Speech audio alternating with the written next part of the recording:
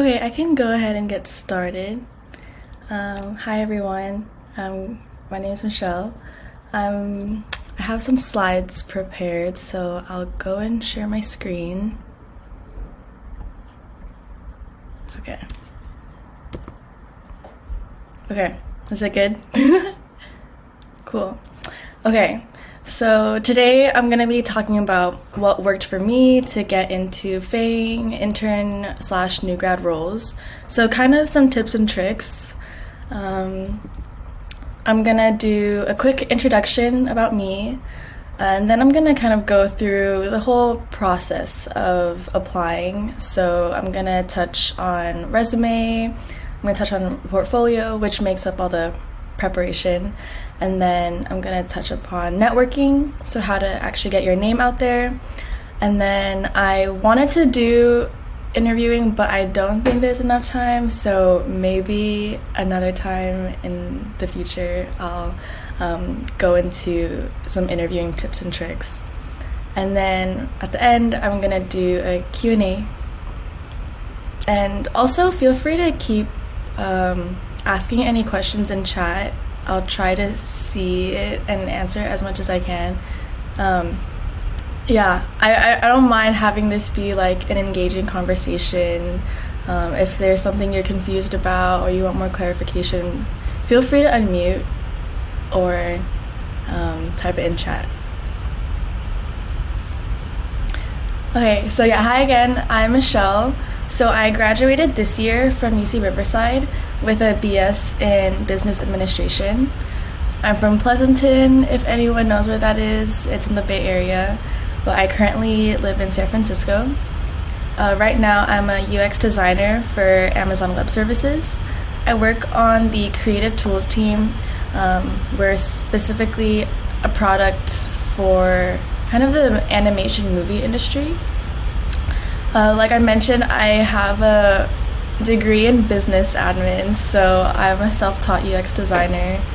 I also have a cat named Charlie. You might hear her walking around, so I'm sorry. She really wants to play right now. And then in my free time, I like to play Valorant. I used to play a lot of League. And this picture of me is at the Twitch headquarters. It's really cool because Amazon acquired Twitch, so I'm able to go there and work, which is like really cool to me. Alright, so before we start, I just want to say a quick disclaimer. These are all, things that worked for me. I'm not saying you need to do this and you'll, get something, or this is the only way to get something. Please keep in mind, these are just some things that I noticed that I think helped me in my process of searching for roles. And also it might not work for everyone. Alright, so the first part that I want to talk about is resume. So preparation number 1, getting your resume at a place that you want it, that you're happy with. So this is kind of what my resume looked like while I was applying. But I'm gonna kind of ignore my experience part just because that's when I already started getting, UX design roles. So I want to talk about what did I have on my resume before I got any of those things. So just to keep in mind, this is essentially what I had on my resume, this bottom half. But at the top part, when I didn't have those roles, it was mostly like social media internships or jobs that I had. So for example, I was a part of this company that resold like t-shirts for organizations at school. So more of like my professional experience that was not UX design related is what I put at the top here. So first I want to highlight, I know this is really important, but numbers is really important, especially when you might not have that UX design internship yet. So these are all kind of experiences that I was able to create for myself that kind of showed my skill in UX design. So for example, I'm specific about how many users used what I designed, or what any numbers metrics that came out of it. So for example, I was able to help an organization at my school create their website, and we noticed an increase of 125% signups from the previous year, and so on. So numbers is really important. Try to put that in almost every description on your resume. And so this is a little bit iffy for me. So I did say try to cheat the system by name dropping. I don't fully agree with this. I think sometimes it can be done in a way that it's extremely obvious and you didn't really do much. But what I do mean by cheat the system is sometimes companies will scan your resume. Sometimes recruiters just briefly look over your resume and they'll, see those big company names that they recognize. They'll see, okay, Facebook, Google, whatever. But what if you've never worked there? So this is what I mean by cheating the system. So from one of the achievements right here, I actually entered in a design competition called Creative Jam. So this is what I hinted at the bottom. Basically, Creative Jam is hosted by Adobe, and they host these design competitions really, really often.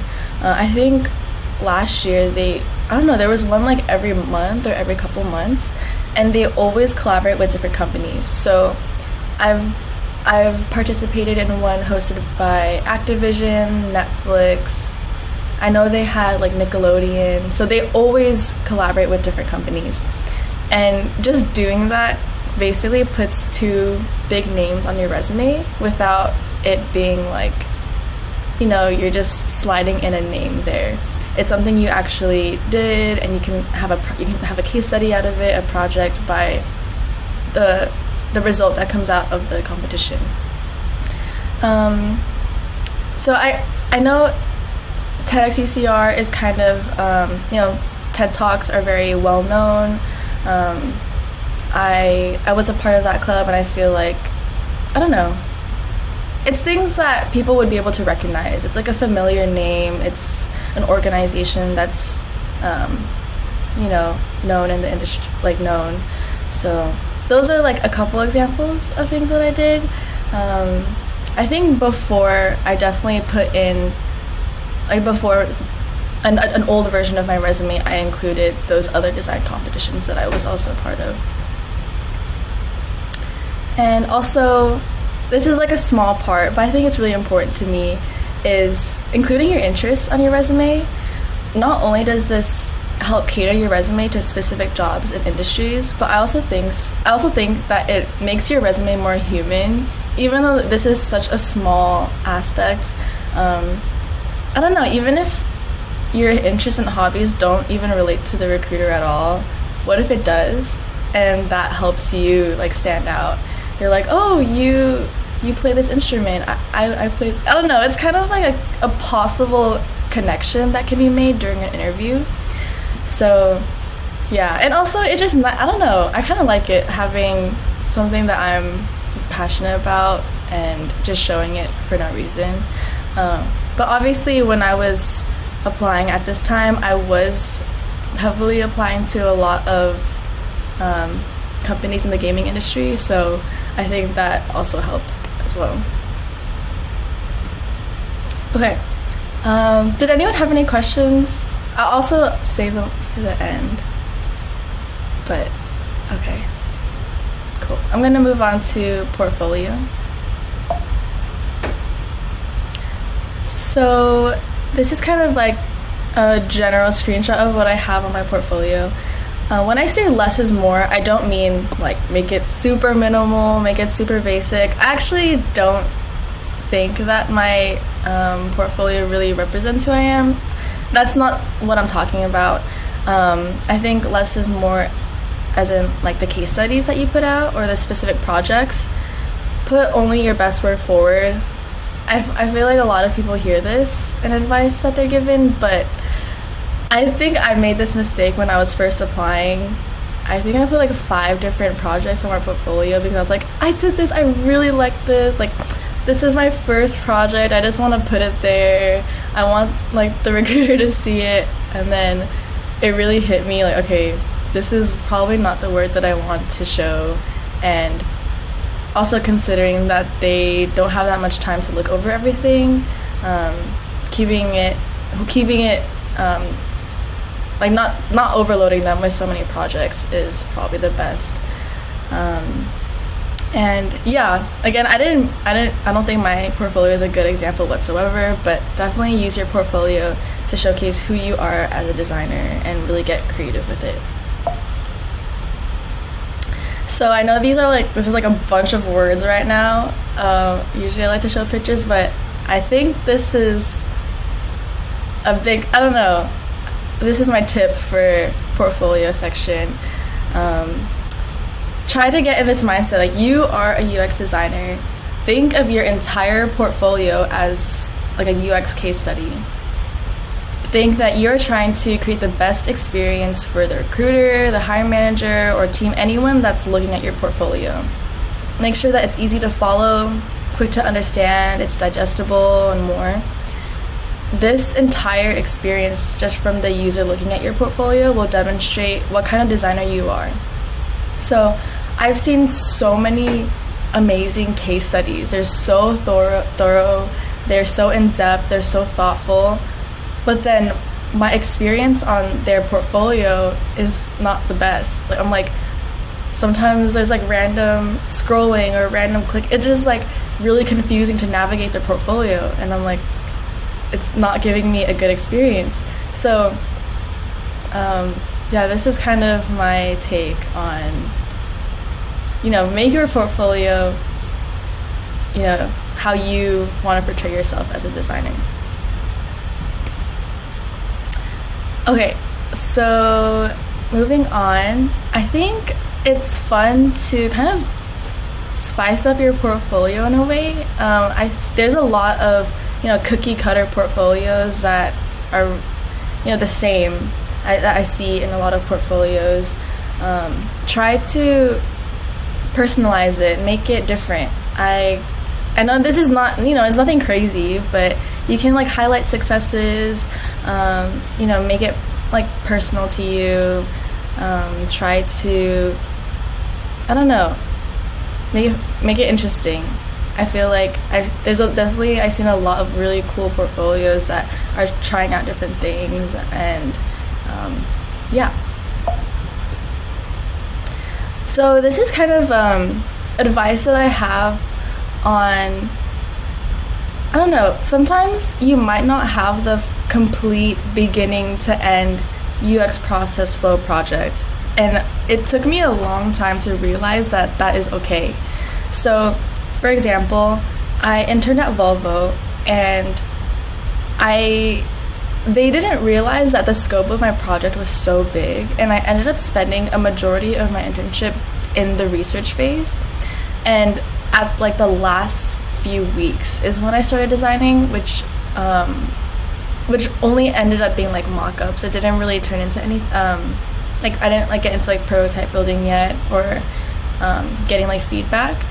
And I was like, oh my gosh, like I don't have a project from my internship to put on my portfolio, and I was really bummed out about it.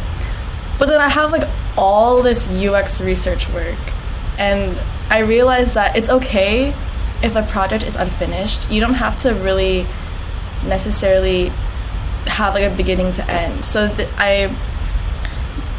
end I kind of have like a little learnings, like a reflection section, like explain to them, this isn't completed, but this is what I learned, and this is what I would do if I had more time, and so on.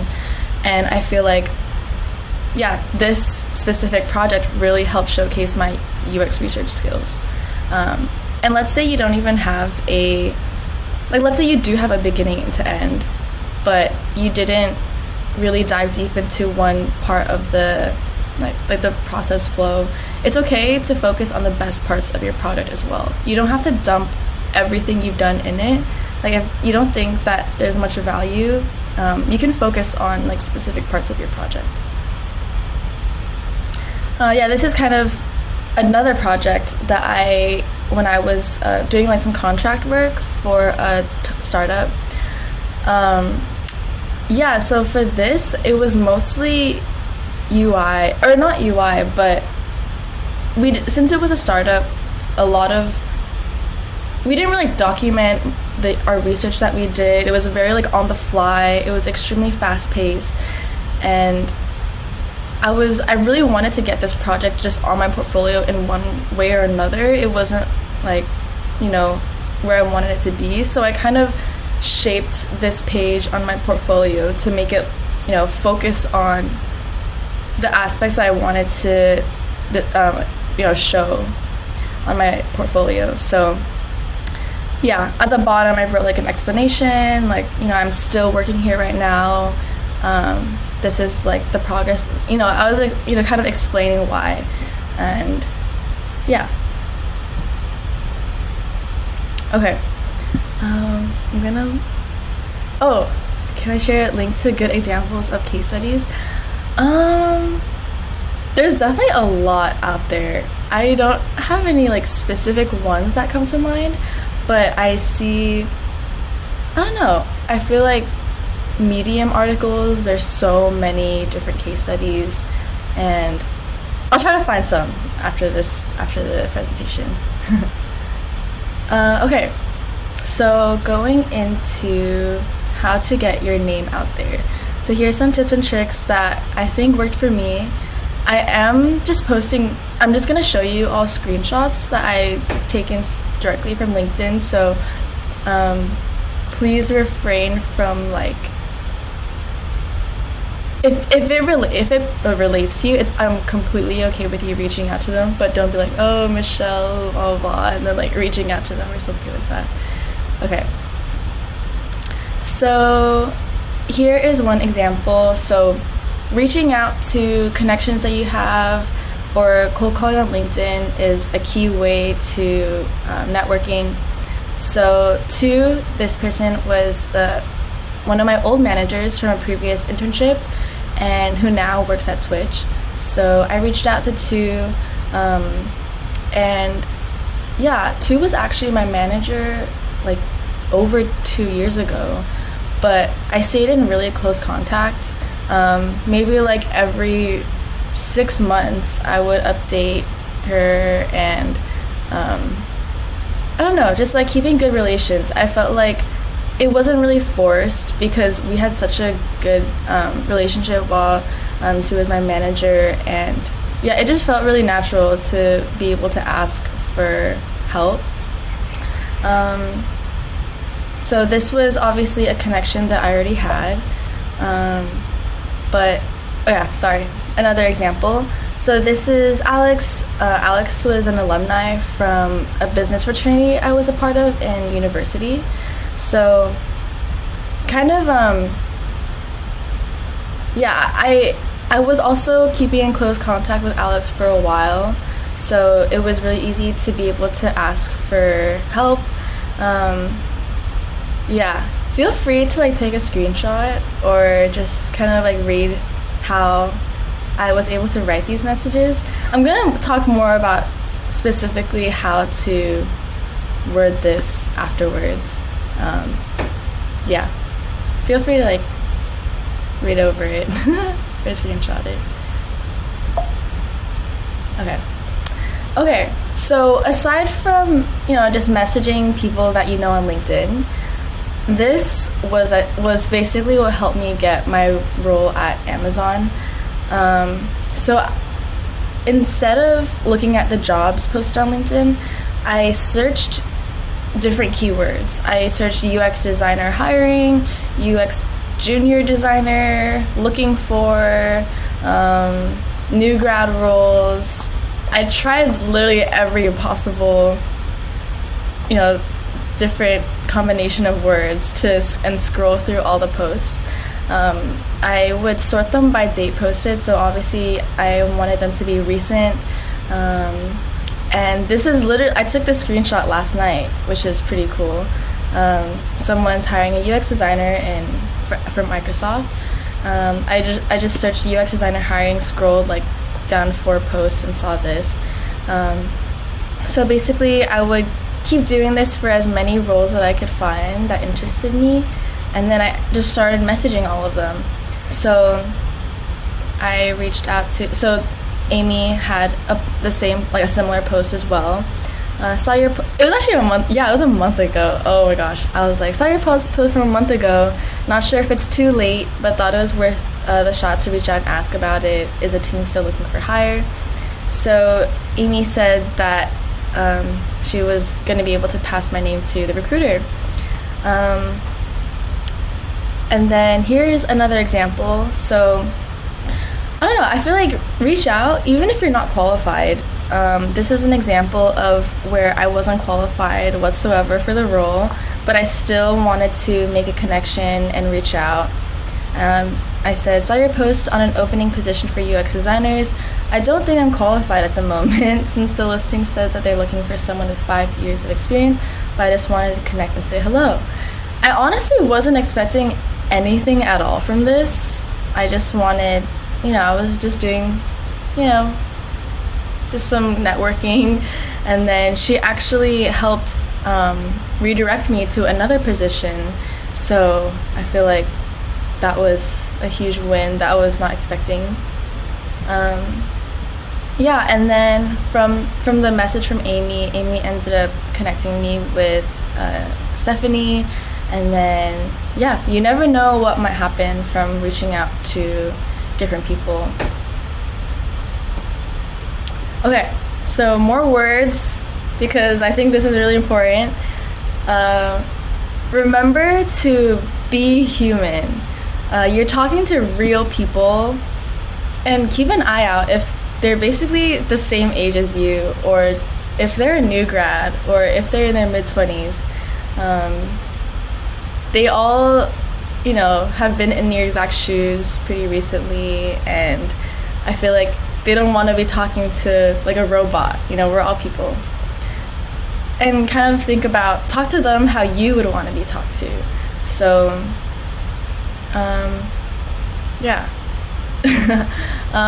second, be genuine. Try not to beat around the bush. Don't be like, oh, hi, and then they're like, hi. Try to be straightforward with what you're asking for, but also don't straight up just ask for a referral if they have no idea who you are. Usually that won't work, because think about it, if they refer you and they have no idea who you are, what if it doesn't work out, and then kind of like looks bad on them. It's kind of like people don't refer to like random people.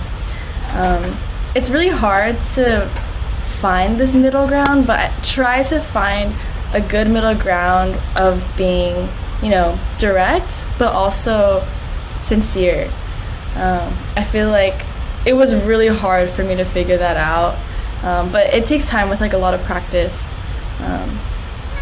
For some reason, emojis, I think, help me. I don't know. I feel like it makes it a little more casual without. Oh, sorry, my cat. Without just saying random words and just like not being professional as well.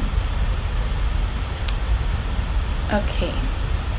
So this is a huge personal take. Please take this with a grain of salt. This is, again, all my own personal thoughts.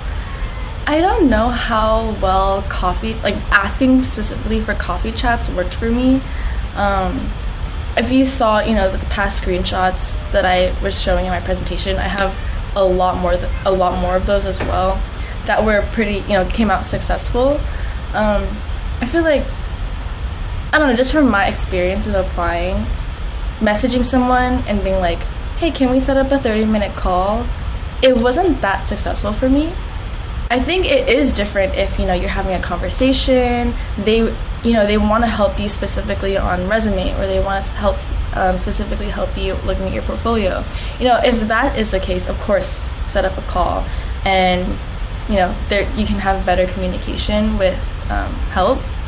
But Yeah, just like directly, no connection, straight up asking, can we talk for 30 minutes? Wasn't that successful for me.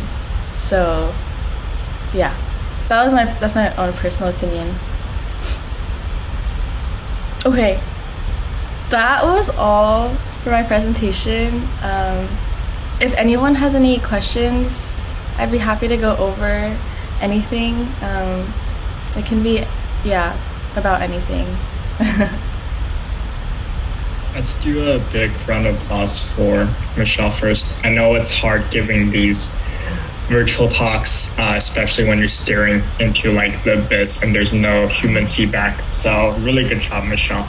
I think this session is really helpful for a lot of folks, especially hearing it from someone with like a lot of recent experience. It was really insightful for me too, because I feel like everyone approaches recruitment really differently. Everyone finds success a really different way. I've actually never sort of found any role through networking, and I've actually never reached out to folks the way you've done. So I think that was something even I learned a lot just from your slides today. I wanted to ask quickly, so Shanri or Michelle, which one of you were recording it on Loom? Me. Okay, awesome. Yeah, because I already have a few folks asking me to share the session with them. So I think this is a really great resource. So let's open up the floor for some questions. If you have a quick question, definitely, if you're open to doing it, turn your camera on, or we can have you type it in the chat. I can moderate for you. I can ask the question for you. So everyone try to come up with at least one question you might have for Michelle. A few highlighted areas I think Michelle shared we can dive a little bit deeper into was either on her portfolio, project selection, or on her referral and networking topics. I think that part's really insightful, Michelle. In the future, maybe you can teach all of us how to do networking better. But yeah, let's get some questions.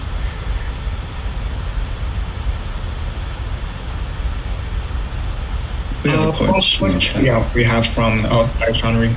Yeah, one question we have from Somya. Let me know if I pronounce your name wrong. So Somya, I think you are, correct me if I'm wrong, but I think you are more focused in UX research, but hopefully the slides were like helpful to you as well. So this is a question, so Shanri, Michelle, whoever wants to answer it, how do you go about including metrics in your resume when your work has not had direct implication on them? That's the question we have from Samya. Yeah, so this is definitely, something to keep in mind of throughout. I asked these questions early on in, any experience that I had. Do we have Google Analytics available? Is there any sort of a way I can get data from the start to end of my project? So it's not even just about professional work experience. I was a part of a club in my university, and I was like, oh, do we have Google Analytics so we can see who's using the website? Just tracking that early on and keeping note of it at the beginning and end is what helped me be able to have data. They can also, be tested, and you can get creative with it. Maybe you want to do some testing with users and, using sort of different UX methods on how to get data. It definitely depends case by case on what you're working on and what kind of data that can, any data that can come out of it. I guess I have a question for you, Sumya. Do you have an example of, a piece of a project or something that you feel like did not have any metric or any result out of it? Because there are cases where that will happen. Yeah. So we did identify a few areas of why user dropouts were happening in that particular area, and we brainstormed features to be added there. But I do not have proper metrics to mention how that my work contributed directly to it. I think like in that case, if it's yeah, that's a great question, Jeremy. I think in that case, if it's more like you're trying to tie the metrics to show the impact, it's a little bit trickier, especially it sounds like this is on the topic of like in a resume, right? So I think one thing from what Michelle shared today is you can be a bit more smart with how you present the information on a resume. Of course, not saying you should like make stuff up or anything like that, but you know your project the best, and if you feel like like you have some assumptions or some implications on how like it may have impacted your project, I think it's okay to have some sort of data added on there, even if you feel like it's a bit artificial. I think it is okay. From my experience, like when I work with a lot of student resumes, like sometimes, like you mentioned, that is hard to do. So in the future, like Michelle recommended, you can try to set it up ahead of time. But if you're trying to tie it with impact, it's always going to be hard. So my advice for you is to think about how you can be a bit more strategic with it, right? Without sounding like absolutely absurd, such as saying like, oh, we increased the KPI by 200%. Like if you know, for example, you did a low user study, like 3 out of 3 people said, I'll use this more. Even if it's a super small sample size, you could just point out things like, I have metrics to show that this redesigned landing page has attracted more revenue through blah, blah, blah. So it's like, I think you can kind of be a bit more artificial with your data if you have to. But in the future, you can try to predict some of those areas ahead of time. So be smart with it. Don't be like honest in a not smart way is what I'll leave it at. Vanessa asked a question. Would you recommend trying to connect with someone again at a later date if they didn't accept your connection the first time? I find that a lot of recruiters get a lot of connection requests and they don't accept all of them. Would you recommend trying again or moving on? I would say moving on, not in case, there's so many opportunities out there. Try not to get hung up on one unless, it's specifically maybe like your dream role at a dream company. Then in that case, keep trying, maybe reach out to different people within that team that can help you get that next step forward with connecting to the recruiter. I think if they, from what I've done, if they don't accept, then I kind of forget about it. I just like keep trying to reach out, keep trying to get my name out as much as I can. And Michelle, I think maybe I missed this initial part of your intro, but I think you also, like from your education perspective, like probably your school didn't even offer you that many resources and networking or referral opportunities, right? Because your school probably isn't that well-known or focused within UX. Is that correct? Yeah. Yeah, so I think one thing you all can like really take away from Michelle is like, I often get these questions because if you look at some of the students in our Slack, like there are folks with a lot of experience coming into things. There are students who are like master's students who go to like these top UX programs. But if you look at like at the end of the day, right, who are the folks that find the job in UX? There's no real strong correlation between like those reputations of schools. Am I, graduated from boot camp, whatnot? Like ultimately, big part of it is just having that grind mindset and like working on things one step at a time. So I think for networking, that's like a big idea too. Probably like Michelle said, you don't have to get too hung up on trying to get someone specific feedback. One thing I can say just from my own experience when I was a student, like LinkedIn Premium is quite a big waste of money. I don't know if anyone has a positive experience with it, but I would say if you need to spend $30 on something, like you might as well buy yourself like a few nice cups of like coffee or something to keep yourself focused, because if you send a recruiter a DM through LinkedIn Premium, a lot of times it's more annoying to them than it is like genuine. I think what Michelle said, like making that human connection is more important than trying to be aggressive. So if you can't get a response from someone, like there's a lot of fish in the sea for you as well. So there's no point in trying to be hung up on a specific recruiter. There's also like what I call like a shotgun approach versus like forgot the name of the other one that I coined the term, but essentially, there's the type of connection you try to make that's just like, hey, I want to get my name out there. And then there's also the type of connection that you may want to make that is like, I actually want to get to know you and build a relationship with you. So just keep that in mind when you're talking to people. Like when you ask, like, would you recommend trying again, moving on? Really depends on the type of connection you're trying to make as well. All right. Aniket, sorry if I'm mispronouncing your name, asked, I have a project for which I'm working on as a part of their internship, which is being pushed to production currently. I have no metrics right now in terms of quantifying the improvement.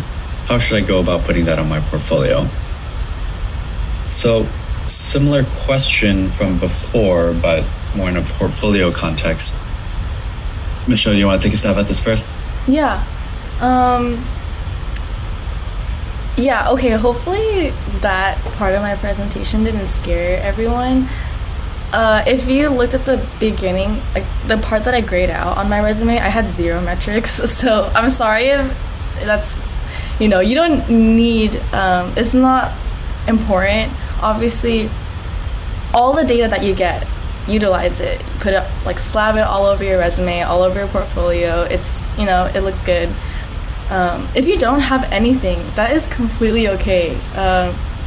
At my 3 positions, so Tesla, Volvo, and this startup, I had 0 metrics on my resume. I should have mentioned that. Yeah. So yeah, don't worry. Yeah, if you have no metrics, that's completely okay. It's also about the impact that you made, what you did, what came out of it, who you worked with, who you collaborated with. There's so many different aspects of your entire project experience that is also really important. I guess specifically, Amazon does really, really care about data. That's kind of like their whole thing when in the interview process. But fortunately, I just showed my data points that I had from, from other experiences. But when I didn't have it, it was okay. Yeah. Sorry, I kind of like didn't really answer your question, but I hope that did help though. Yeah, not everything needs a metric. That being said, it really depends on the case study. For example, if you're working on an entire product, like a passion project, let's say, and it's completely unrelated to any company, it's literally just you solo, this is what I want to do in a case study, and you're not necessarily sure what metrics to put on, you can't actually like put this product out live because it's just a UI project, for example. You can still get metrics for like testing, depending on like the questions or the hypothesis that you're trying to validate at the beginning of the case study. Similarly, if you're working, well, it depends on the company and what you actually were working on, but you could sort of get some metrics that way as well, like just depending on the original spec of the project within that company, and really asking what is it the important question and answer that that project was seeking to answer. I don't know if that helped. That was kind of a ramble. Yeah, I'll tack on to a little bit and then we can wrap this question up. I think one thing that Michelle has shared is like a lot of you all, depending on your experience, like you might have a portfolio ready. I think, Michelle, like there are a few students here who actually reach out to me like they're about to have an interview with Amazon. So you can definitely follow up with them a bit more later, since that I would say is like at the very end of the journey. But for most of you who are still in the middle of like very beginning, like I'm still making my first version of my portfolio, or I'm currently a student, right? One way you can approach what Michelle shared with you today is like, you can know that these are things that are good to have, right? So because you don't have it right now, it doesn't mean like this is a automatic panic or whatever. Like for your next project or your upcoming one, you can predict ahead because you know what's going to make a great project. Right? So that's the way I recommend you to think about these insights Michelle has shared. So it's not really about how can I make my old stuff work. It's more about how can I make my next thing better. And then of course, like if you are at the phase where, you're with a tight deadline, I want to be like empathetic. Of course, everyone's on a different, sort of like schedule. Like maybe you're working with like student visa, you have these other stressful factors. So there are ways that you can make do or make work with what you have currently. It's all about kind of like the resume feedback we gave earlier. It's all about being strategic and revising and polishing your work in an authentic way that feels genuine while adding all these like artificial things that maybe you didn't do. So if you need like super specific advice like that, or like super tailored help on your work, that's definitely something I would recommend you reach out to one of us coaches one-on-one, whether it's like on the UX side, you want to work with Jason or Kirsten, or you want to work with like Michelle, Shawnee, me on the UX design side. But that's sort of an advanced topic I would leave for a one-on-one. But I think the whole point of having like these week lively courses is so you get a bit inspired and you know that these are sort of the things I need to keep on my list, or I need to do to put myself in a better position to land a job, right? So it doesn't mean you have to make all your projects have these things, but if you know you're working on a project right now, I would definitely recommend you do so. Okay, last question. Unless anyone has any last minute questions they want to put in, the last question we will have is from Isha. So Isha accidentally DM'd the question to me, but the question is, what type of work to include in your portfolio? What sections should my case study include if I'm focusing only on a UI design position? Shawnee, do you want to take that question first?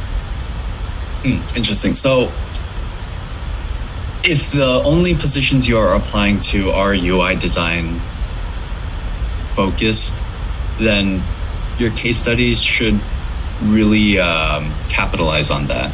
Even if it captured the research portion or like the design portion or any of that, the highlight could be your UI design, but you don't want to like exclude any of the research or the design thinking with all your methods.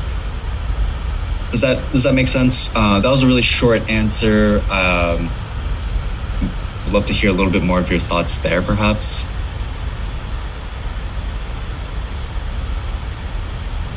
Yeah, Isha, I think you're still with us, Isha. So like one question I want to ask, if you can share a bit more insight on, is like, why are you only focusing on a UI design position? Like, is there a specific reason? Because that's like something I would say is like limiting your own career track really early on. So is there a specific reason why you only want to focus on UI roles?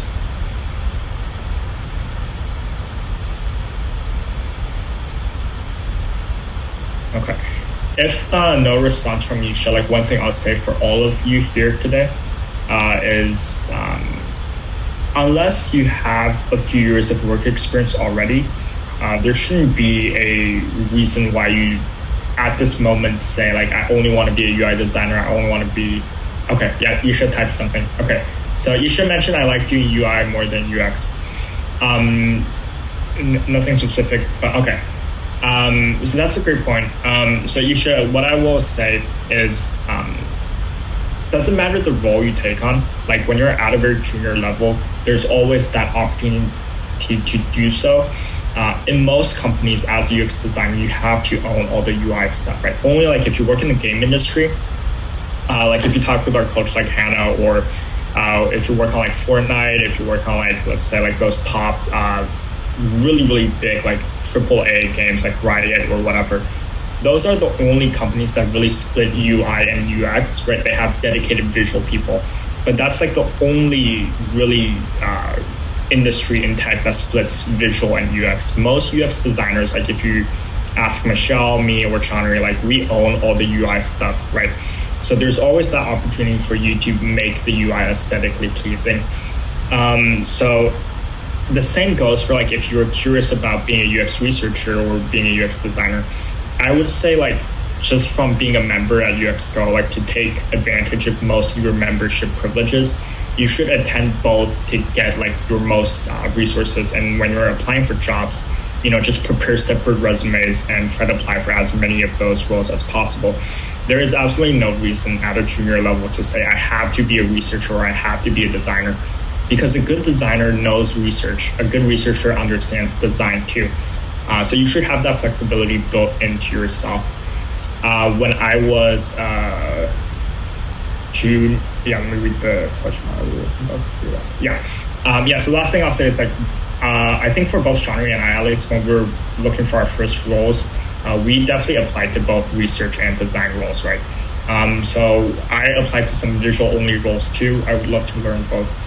Well, as UI without a good UX. So UI without good UX is definitely useless. So if there are roles that are more UI driven, I can say you can try to prioritize that. You can try to show that side of you more. But as of now, I would say as someone who's been new to the industry, just keeping your mind open and answering your original question, what to include in your portfolio. I think the design thinking and the whole process, just to demonstrate you understand the UX process, is very important when you're a new grad or when you're looking for internships. So your case studies still need to be somewhat thorough, somewhat long. We will share some examples later from our own UX Go students who work at Apple, work at Microsoft. So I'll share a few case studies with you right now from students we helped last year, what those need to look like. But if you want to really demonstrate your UI capabilities, then I would say you just need to add some more eye candy stuff, right? Maybe you add some visual prototypes, maybe you add some motion design. So that's how you would show it, but the whole UX thinking still needs to be there. Okay, so we're almost at time. Any last questions for Michelle, Shanri, or me before we wrap up today's session? A quick question. So you wouldn't recommend Cofolio as a source for good UX case studies? I would recommend it as a resource, but here's the thing about using any resource on the web, right? It's imagine if I'm a doctor and you're my patient, right? You're asking me would I recommend WebMD as a good source for you to know why you're sick? It's a hard question because it's probably better than if you didn't Google anything. But if you ask me is WebMD a source of truth? I will definitely say it's not, right? So if you say you have headache and you spend 1 hour on WebMD, you might come up with the conclusion you have cancer, right? So that's obviously not correct. That's the thing I want you to avoid when you look on Cofolio, because it's easy for you to see this person seemed like their projects are all really short and they just threw some visual mock-ups on there every time. So they might be featured on Cofolio because first off, Cofolio is run by mostly one person. I haven't talked with that guy for a long time, but he was a student not so long ago. So it's kind of his student project to run Cofolio. So when he selects the project, mostly it's just whoever emails the stuff to him. And then if it looks nice to him, he puts it up there, right? So it's not really voted by recruiters or voted by people in the industry. Okay. Most people who have really competitive jobs, their project may or may not be on Cofolio. So there are good case studies on Cofolio. There are good portfolios on Cofolio. But one topic we'll talk a little bit more on next week or next week at UXGo is how do we evaluate what's a good portfolio, what's not. So the way I want to teach all our members at UXGo is you want to evaluate the same way a recruiter does, right? That's the best way to evaluate it. So you want to use the standards of a recruiter. So you don't want to focus too much on the visuals and stuff like that. And one other thing about Cofolio is you don't understand everyone's design journey. So they might have found a role strongly through referrals or connections, right? Maybe one of their best friends or their best friend's dad or something works at this company, right? That's very likely. So you don't know the whole story. Maybe their professor has a sponsored project, so they got in through that way. So there's a lot of story behind every portfolio. So you need to understand just generally what recruiters consider as good. Once you understand that, you can then look at Cofolio for inspiration, right? So it's looking at Behance or looking at anything else on there. You need to be the one who makes the final call. But that's how I would use any resource online. It's you have to be critical. Don't just say but Cofolio did this, so I'll do the same thing. But that's a very bad way to approach it. Okay, thank you. Of course. Can mentors provide feedback on a portfolio? Yep. Sharner, you can talk a bit more on that, but we have channels set up for that. We give feedback almost within 24 hours. A lot of coaches will give you feedback if you share your work in the channels. Yep, the portfolio-resume channel is a good place for both. I know recently it's been mostly resumes, but feel free to drop your portfolio link there too. You could also reach out to any of the coaches to set up a one-on-one. There's a form for that, as well as the one-on-one scheduling channel. And they could go a little bit more in depth and give you a lot more tailored feedback based off of, your design history and journey, that sort of thing. One thing I'll leave with the whole looking at co-folios, best folios, whatever resource. Sorry to jump back to that question real quick, but one of my favorite quotes is like, take what's useful and leave what's not.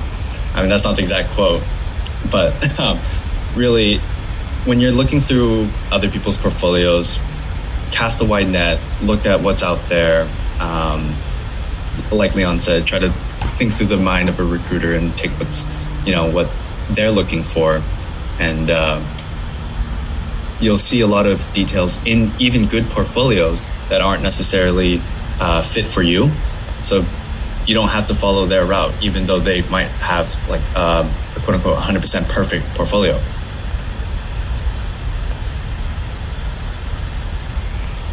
Okay, so thank you, everyone. I think we'll be wrapping up today's session. Thanks everyone for attending, and big shout out to Michelle. Michelle, you can send the Loom link to Shanri. Shanri will help you share it in